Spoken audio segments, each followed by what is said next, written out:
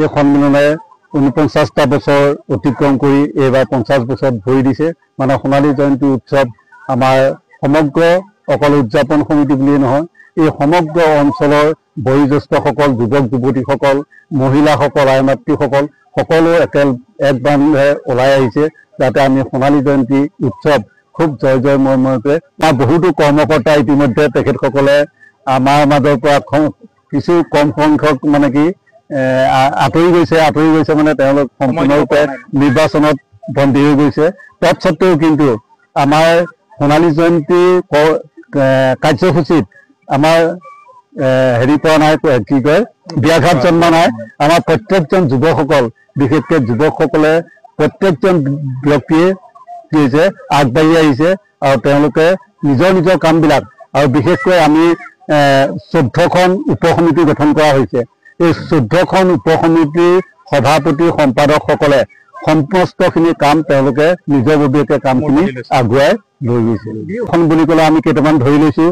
প্ৰথমটো হৈছে কি আমাৰ সাংস্কৃতিক শোভাযাত্ৰা থাকিব, তাৰ উপৰি থাকিব এখন আলোচনা চক্ৰ, তাৰ উপৰি থাকিব মুকলি সভা। এইকেইটাৰ উপৰিও আমি অসম ভিত্তিত হুঁচৰি বিহু প্ৰতিযোগিতা অনুষ্ঠিত কৰিছোঁ, যাৰ পুৰস্কাৰ প্ৰথম পুৰস্কাৰ 1 লাখ টকা আৰু দ্বিতীয় পুৰস্কাৰ 60,000 টকা। আমাৰ এই অঞ্চলটোৰ বহুখিনি অন্ততঃ 12-13খনমান বিহু মেলা অনুষ্ঠিত হয় প্ৰতি বছৰে। কিন্তু এইবাৰ আমাৰ এটা উল্লেখযোগ্য কথা হৈছে কি, গৌৰৱৰ কথা, আমাৰ ইয়াত সোণালী জয়ন্তী হোৱাৰ কাৰণে আৰু আগতে সেইসকল ব্যক্তি বা সেইসকল বিহু মেলাৰ ৰাইজ আমাৰ ইয়াতে জড়িত হৈ আছিল, পিছতহে তেওঁলোকে পৃথক হৈ নতুনকৈ অনুষ্ঠিত কৰিছিল। সেইধৰণে ঠিক অন্ততঃ 7খন বিহু মেলা ইতিমধ্যে এই অঞ্চলত অনুষ্ঠিত এইবাৰ কৰা নাই, এই সোণালী জয়ন্তী উৎসৱৰ লগত সংগতি ৰাখি।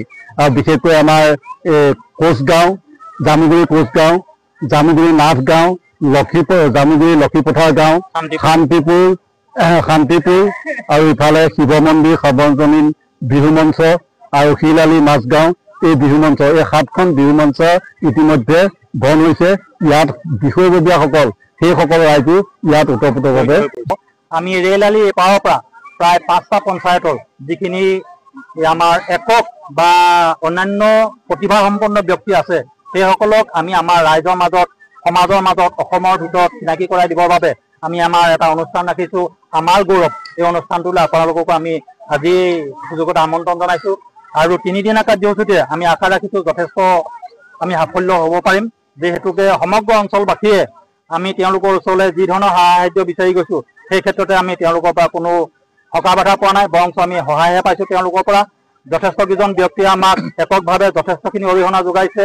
আমাৰ জামুগুৰি পাঁচআলি ব্যৱসায় সন্থাৰ পৰা আৰম্ভ কৰি আমাৰ স্থানীয় যুৱক, ব্যৱসায়ী যুৱক, আমাৰ বিষ্ণুপুৰ কলিতা গাঁৱৰ মনোজ কলিতা, তেখেতে আমাৰ স্থায়ী তোৰণখন আমালৈ তেখেতৰ দেউতাকৰ নামত উৎসৰ্গা কৰি আমাক এটা বৃহৎ উপকাৰ সাধন কৰিছে। এই সুযোগতে তেওঁলৈ আমি আমাৰ ফালৰ পৰা অশেষ ধন্যবাদ জ্ঞাপন কৰিছোঁ আৰু সমগ্ৰ অঞ্চলবাসী ৰাইজক আমি এটাই আজি উদযাপন সমিতি হৈ কাটৰ অনুৰোধ জনাম যে আপোনালোকে আৰ্থিকভাৱে যি অৰিহণা যোগাইছে ইয়াৰ উপৰিও আপোনালোকে 3 দিনৰ কাৰ্যসূচীতে আহি এই অনুষ্ঠানভাগি উপভোগ কৰক, আনন্দ কৰক আৰু অসমৰ ভিতৰতে এটা জাকত জিলিকা অনুষ্ঠানলৈ ৰূপান্তৰিত কৰক বুলি মই আশা ৰাখি তেওঁলোকে আমাৰ ইয়াতে অঞ্চলটো বিভিন্ন জনবসতিৰে পৰিপূৰ্ণ, যেনেকৈ মিচিং আছে, বড়ো আছে, নেপালী আছে, বিহাৰী আছে, বঙালী আছে। তাৰ বাহিৰেও আমি কাৰ্বি জনগোষ্ঠীৰ লোকৰ লগতো আমি যোগাযোগ কৰিছোঁ, তেওঁলোকৰ কেইজনমান আহিব আৰু আমাৰ মাজৰ পৰাও 2জনমানক তেওঁলোকৰ কৃষ্টিৰ সাজ পোছাক পিন্ধাই তেওঁলোকৰ দ্বাৰা আমি শোভাযাত্ৰা প্ৰদৰ্শন কৰাম বা আমি মিচিং বিহু দলৰ লগত যোগাযোগ কৰিছোঁ, আমি নেপালী সংস্কৃতিৰ লগত যোগাযোগ কৰিছোঁ, আমি সোণোৱাল কছাৰী সংস্কৃতিৰ লগত যোগাযোগ কৰিছোঁ। তেওঁলোকেও আমাৰ মাজত শোভাযাত্ৰাত অংশগ্ৰহণ কৰাৰ বাদেও আমি যিটো এটা বৰেণ্য সাংস্কৃতিক আপোনাৰ কৃষ্টি প্ৰদৰ্শনৰ ব্যৱস্থা কৰিছোঁ, তাতো তেওঁলোকৰ নিজা নিজা কৃষ্টি প্ৰদৰ্শন কৰিম বুলি আমাক কথা দিছে। ভাতৃ, বন্ধু বান্ধৱ নতুন নতুন হিচাপে সংগঠিত হয় আৰু মিলাপ্ৰীতি হয়, ইয়াত একতাৰ ভাৱ হয়। ইয়াৰ মূল কথাটো হৈছে ঐক্য, শান্তি আৰু প্ৰগতিৰ পথেৰে আমি আমাৰ নিজক বা আমাৰ ওম শান্তি